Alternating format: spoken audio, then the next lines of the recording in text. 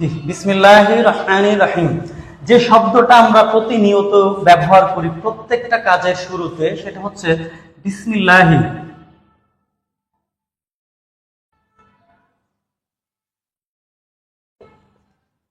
বিসমিল্লাহি আর রহমানি।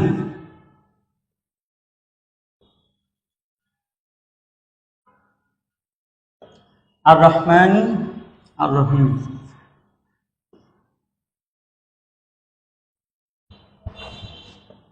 বিসমিল্লাহির রহমানির রহিম এই শব্দটা আমরা প্রতিনিয়ত প্রত্যেকটা কাজের শুরুতে ব্যবহার করছি। এই শব্দটার অর্থ কি বোঝায় এটা কিন্তু আমরা অনেকেই জানি না। এটার একটা গড়পড়তা অর্থ আমরা জানি, সেটা হচ্ছে মহান করুণাময় আল্লাহ তাআলার নামে শুরু করতেছি। যদিও এটা একটা অর্থ আমরা বলি, কিন্তু এটা দ্বারা এর মূল অর্থটা কখনোই প্রকাশ পায় না। এটার যে অর্থটা, এটা যদি আমরা জেনে বুঝে বলি, তখন আমাদের জন্য এই কথাটা ব্যবহার করতেও সহজ হবে এবং ব্যাপারটা হচ্ছে অন্তর থেকে আসবে। সেটা হচ্ছে বি শব্দের অর্থ হচ্ছে দ্বারা, আর ইসেম হচ্ছে নাম। আল্লাহ আল্লাহ, তো বিসমিল্লাহি মানে আল্লাহর নামে।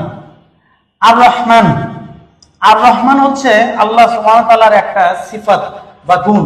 অর্থাৎ এই আর রহমান শব্দটার অর্থ এটা বোঝায় হচ্ছে আল্লাহ সুবহানাহু ওয়া তাআলা সবকিছু সবচেয়ে বেশি সবসময় সর্বোচ্চ ধারণ করেন।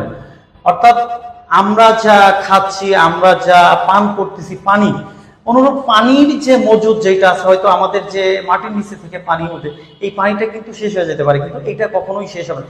এর যতটুকু মজুদ লাগবে, অক্সিজেন, ইভেন আমরা যে মাংসটা খাই, এই মাংস যেখান থেকে উৎপন্ন হয়, গাভী যে ঘাস খায়, এই ঘাস যে পানি থেকে উৎপন্ন হয়, এই সকল ব্যাপারের যতখানি যেখানে লাগবে এর সর্বোচ্চ মজুদ আল্লাহ সুবহানাহু ওয়া তাআলার কাছে আছে। এটার অর্থ হচ্ছে আর রহমান। আর রহমানের মূল অর্থ হচ্ছে সব থেকে বেশি সর্বক্ষণিক যতখানি লাগবে এর সর্বোচ্চটা মজুদ থাকা। আর রহিম অর্থ হচ্ছে যিনি সব সময় সব থেকে বেশি দিয়ে থাকেন, যেখানে যতখানি লাগবে এর সর্বোচ্চটা যিনি দিয়ে থাকেন তিনি হচ্ছে আর রহমান।